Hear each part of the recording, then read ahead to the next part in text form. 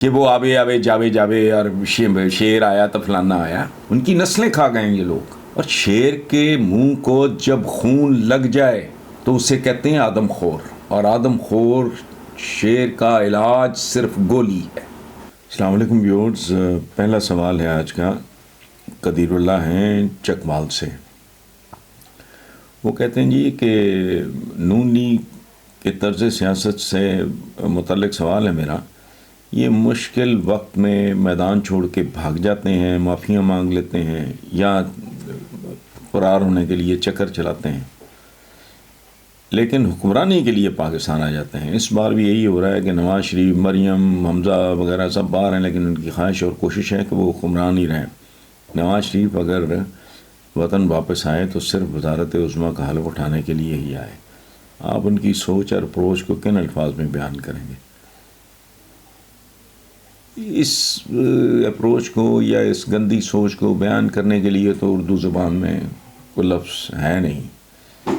یہ میں نے کہا ہے کہ دیکھو ایک عجیب فیملی بیک گراؤنڈز کا بہت اثر ہوتا ہے. پاکستان جیسا, پاکستان نہیں کہنا چاہیے بلکہ اب تو پنجاب, اور پنجاب بھی ان کے ہاتھ سے نکل چکا ہے. بٹیرا ان کے پاؤں کے نیچے آیا وہ تو کون چھوڑتا ہے.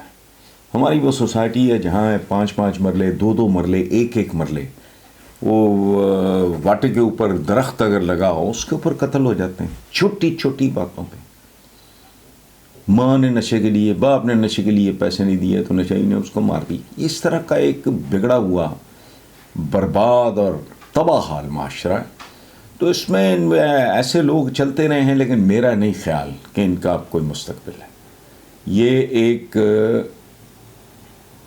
کیا کہنا چاہیے, ایک ڈھلتی ہوئی دوپہر ہے.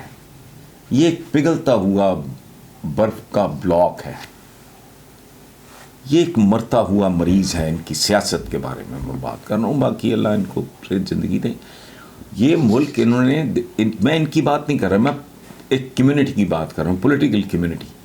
پاکستان انہوں نے لوٹ مار کے لیے رکھا.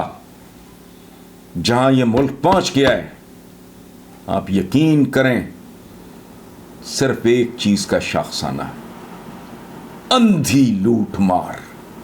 ان میں سے کوئی ایک, ایکسیپشنز چھوڑ دیں 2, 4, 5, 7 کو ہوں تو مجھے نہیں پتا, کوئی ایک نہیں جن کی کھربوں کی جائیدادیں اور بینک اکاؤنٹس باہر نہیں. اس ملک کے عوام کو شعور انہوں نے دیا ہی اس لیے نہیں, تعلیم انہوں نے دی ہی اس لیے نہیں کہ وہ آبے آبے جاوے جاوے اور شیر آیا تو فلانا آیا. ان کی نسلیں کھا گئے ہیں یہ لوگ. اور شیر کے منہ کو جب خون لگ جائے تو اسے کہتے ہیں آدم خور. اور آدم خور شیر کا علاج صرف گولی ہے. تاریخ شکاریات کی اٹھا کے پڑھ لیں. جس شیر کے منہ کو آدمی کا خون لگ جائے وہ پھر گولی کے بغیر جان نہیں چھوڑتا. مہارا ان کی سوچ کیا ہے, اپروچ کیا ہے؟ کچھ بھی نہیں. دیہڑیاں کیا ان کی, مجھے آج کو بتائیں. چلیں جی, یہ کہتے ہیں جی ہم بڑے رئیس تھے, فضول بات ہے. ان کو خیرات دی, بحال کیا, مضبوط کیا, تگڑا کیا کس نے؟ ضیاء الحق نے.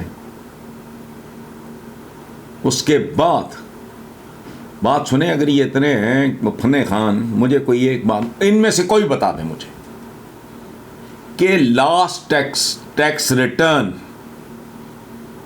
اتفاق گروپ نے جب یہ سارے اکٹھے تھے اور بھٹو نے نیشنلائز کیا, اور وہ بڑی انڈسٹری نہیں, اس نے تو آٹا ملیں بھی نہیں چھوڑی تھی بھٹو نے.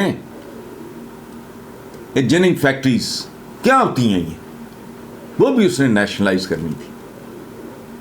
تو نیشنلائزیشن کا یہ مطلب نہیں ہے کہ بڑے کک بھی نہیں, یہ فلور مل نہیں ہوتی, آٹا مل کیا چیز تھی وہ بھی کرنی.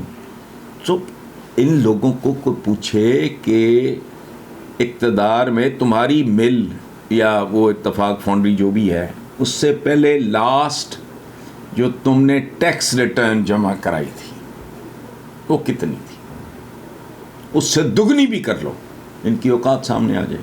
چلو ٹیکس چوری کیا ہوگا, مظاہرہ کاروباری کرتا ہے, یہ اکیلے نہیں ہے, ہر کاروباری کوئی نہ کوئی چکر چلاتا ہے, اس کو دگنا کر لیں, 3 گنا کر لیں, وہ ہے ان کی ٹوٹل اوقات. سو ان کے سوچ اپروچ کو کن لفظوں میں یاد کرنا.